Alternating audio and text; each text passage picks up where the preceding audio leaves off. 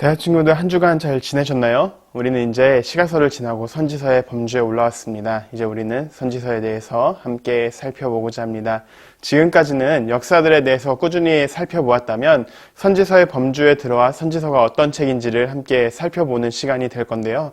선지서를 살펴보기 위해서는 먼저 선지자와 제사장의 역할을 좀 살펴볼 필요가 있습니다. 이스라엘은 3대 직책이 있었습니다. 왕, 선지자, 제사장이었죠.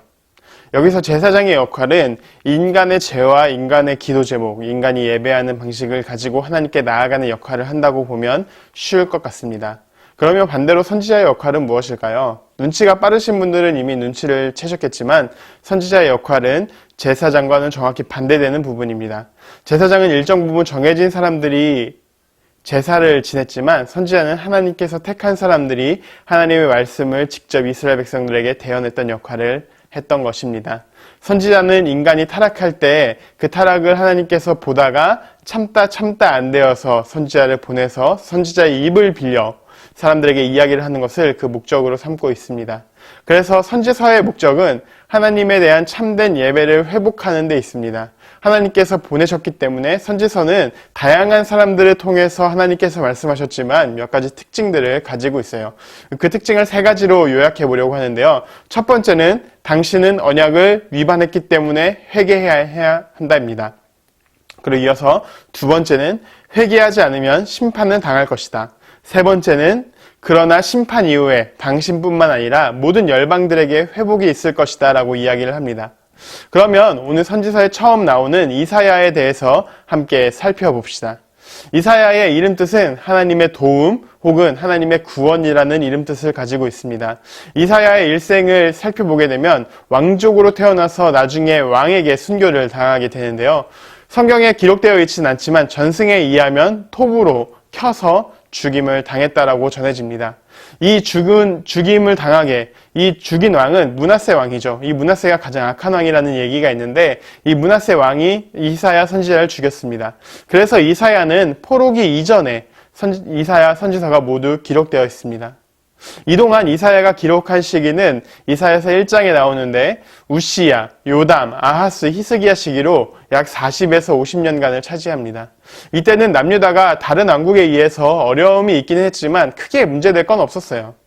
그러나 신흥 강대국인 아시리아 때문에 여러 피해를 보기는 해야 했습니다. 오랜 기간 동안 기록했기 때문에 부피가 상당히 많은데요. 이들이 보여주고 싶은 메시지는 이스라엘의 하나님 여호와가 가장 높으시고 또 유일하신 분이심을 보여주고 있는 것입니다. 따라서 이 관점에서 가지고 정치적으로 바라보게 된다면 이사야는 왕들에게 위기 상황 속에서도 왕들이 하나님을 의지할 것을 촉구하고 오히려 왕들이 만들었던 제도와 정치들은 그들의 삶에 도움이 되지 않을 것이라는 사실을 기록했습니다.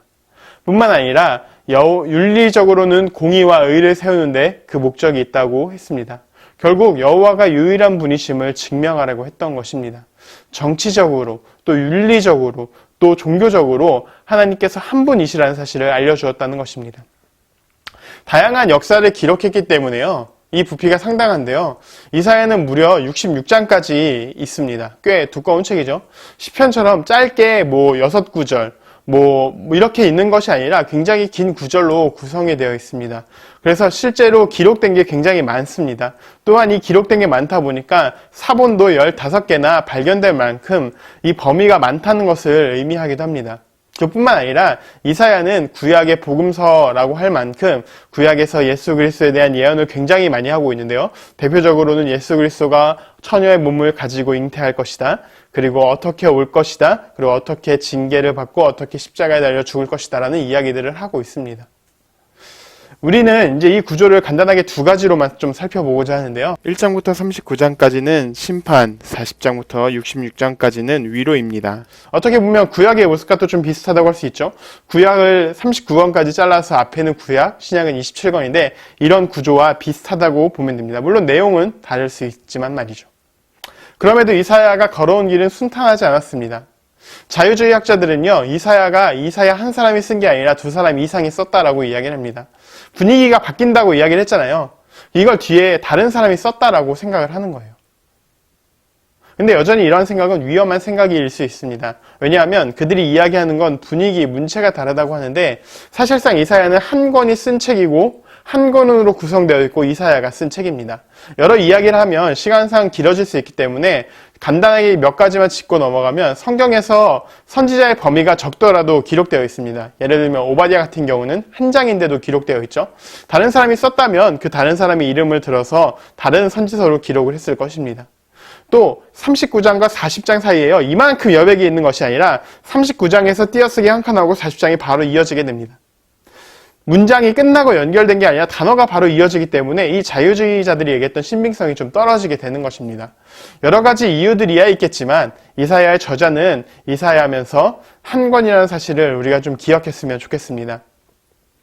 이사야를 통해서 우리는 메시아가 올 것을, 그리고 말씀대로 메시아가 오셨음을 알 수 있습니다. 그뿐만 아니라 하나님의 심판 뒤에는 반드시 위로가 있다는 사실 우리가 느낄 수 있습니다.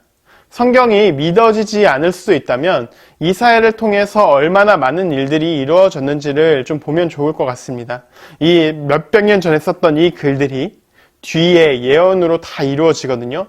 이런 것들이 너무나 이사야에는 많이 있기 때문에 이 사람이 이것을 그냥 소설로 썼다라고 하기에는 굉장히 어려움들이 있는 것입니다. 그래서 이것이 하나님의 말씀이라고 좀 보면서 좀 느끼면서 갔으면 좋겠습니다.